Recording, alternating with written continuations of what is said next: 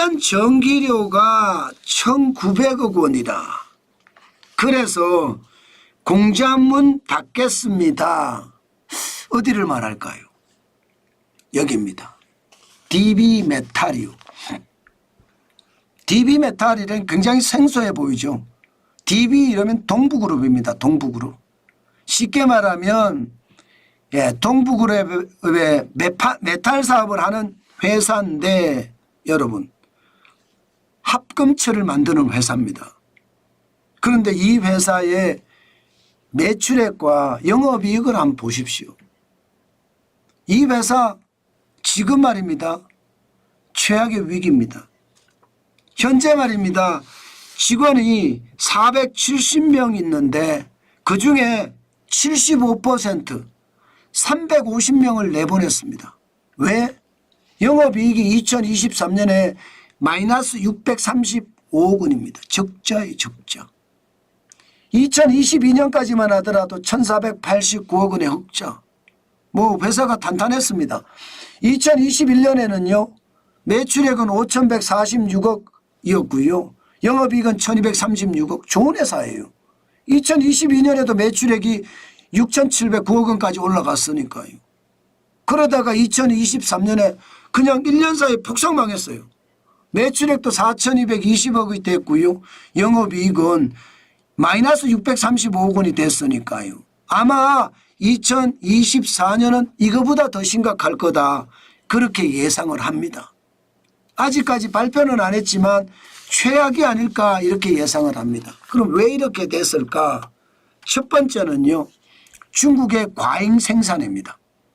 쉽게 말하면 중국은 뭐든지 크게 만들어서 그 품질이 좋든 나쁘든 전 세계에다 저가로 뿌리는 게 중국의 어떤 산업활동인 것 같거든요. 그 바람에 말입니다. 합금철에 대해서도 마찬가지입니다. 워낙 저가로 대한민국에 들어오기도 하고 전 세계에다 뿌리니까 동부메탈의 합금철은요. 가격 경쟁력에서 뒤지게 됐죠. 여기다가 전기료가 너무 많이 올랐어요. 전기료가 당장 말입니다. 2022년 대비해 보면 2년 사이입니다. 2년 사이. 2년 사이에 56.3% 올랐습니다. 쉽게 말하면 2022년에 킬로와트 시당 118.7원이었다면 2024년에는요. 185.5원입니다. 이게 여러분 그 밑으로 좀 더 내려갈까요? 2021년은 105.5원이었습니다. 그러면 80원이 올라갔잖아요.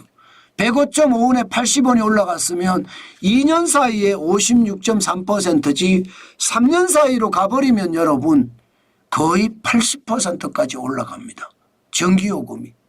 그런데 합금철이라는 게 고로를 돌려서 그죠? 녹인 다음에 금속을 만들어내야 되는 것 아니겠습니까? 그러면 전기고로를 쓸 거예요. 전기고로를 쓰기 때문에 여러분 거기에 대한 전기양이 어마어마합니다. 보통 말입니다. 보통 뭐 1,000억이 들어가는 것은 전기요금이 1,000억이 들어가는 것은 그냥 우습다고 이야기합니다. 1년 전기료가 말입니다. 그런데 지금 80%가 오르면 어떻게 돼요? 90%가 오르면 어떻게 됩니까? 1,000억 들어가던 게 2,000억 들어간다는 이야기잖아요. 그러면 여러분 버티겠습니까? 아니 여러분 생각을 해보세요. 1년에 영업이익이 2022년에 1,489억 원이었습니다. 그런데 전기요금이 1,900억 원이에요. 회사가 버티겠습니까? DB메탈은 결국 말입니다.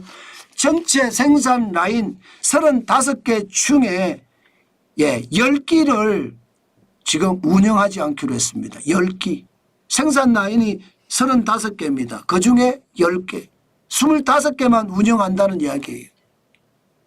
방법이 없으니까 중국의 저가 공세와 전기료가 워낙 많이 올라갔으니까 저는 이것을 보면서요. 야, 대한민국 다 망하게 생겼다. 저는 이렇게 분석을 했습니다. 왜 제가 그렇게 분석을 했는지 아세요?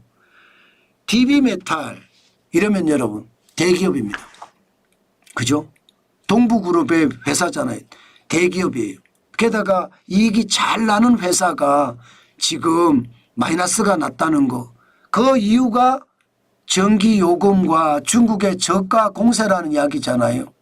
그러면 지금 이렇게 갇혀있는 기업들이 한두 개겠습니까? 예를 들어 주물공장이다. 이러면 중소기업, 중견기업도 많습니다. 소기업도 있습니다. 주물공장. 여기도 마찬가지 전기를 가지고 지금 쇠를 녹이든 금속을 녹이든 녹이는 회사들이 많을 거 아니에요. 그러면 어떻게 되겠습니까? 대기업도 이럴진데 중소기업은요, 중견기업은요, 소기업은요 그냥 망하는 겁니다. 그냥 망하는. 실질적으로도 한번 보실래요? 동부그룹의 가동률이 2021년까지만 하더라도 73.8%였습니다.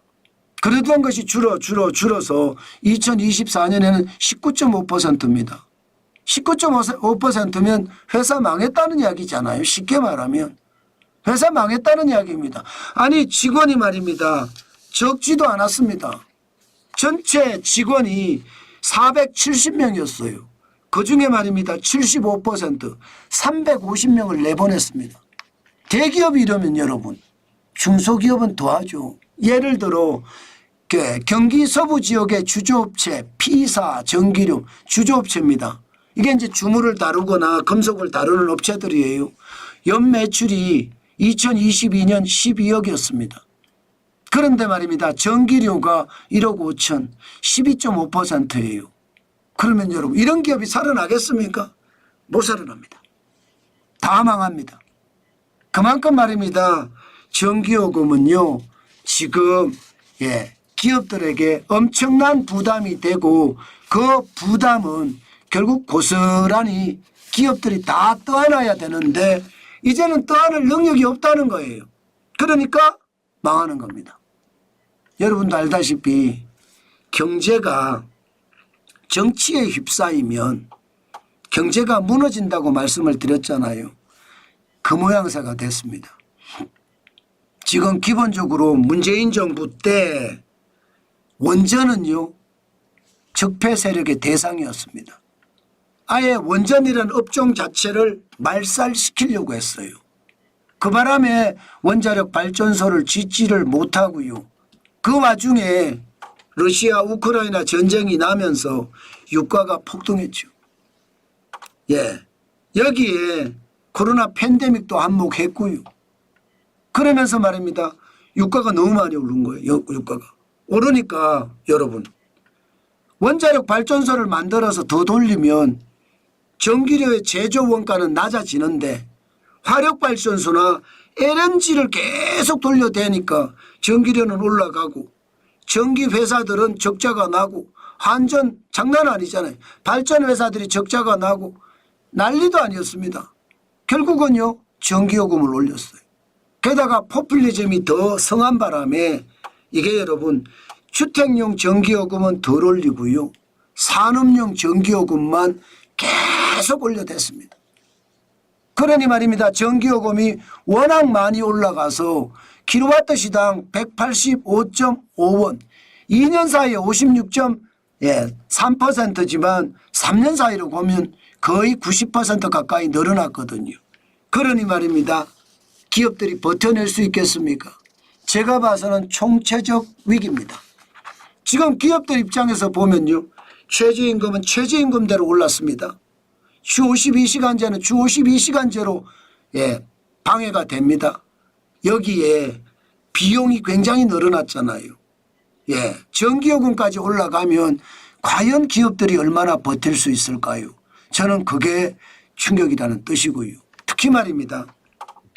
지금 여러분들 잘 보시기에 대기업들이 계속 무너지고 있는 거 보이시죠? 현대제철도요. 인천 철강 공장을 한 달 동안 셧다운한다고 했습니다. 이제 또 하나의 대기업인 동부메탈은요. 35개의 라인 중에 10개를 셧다운한다고 해요. 이것은요. 최악의 상황의 서막이다.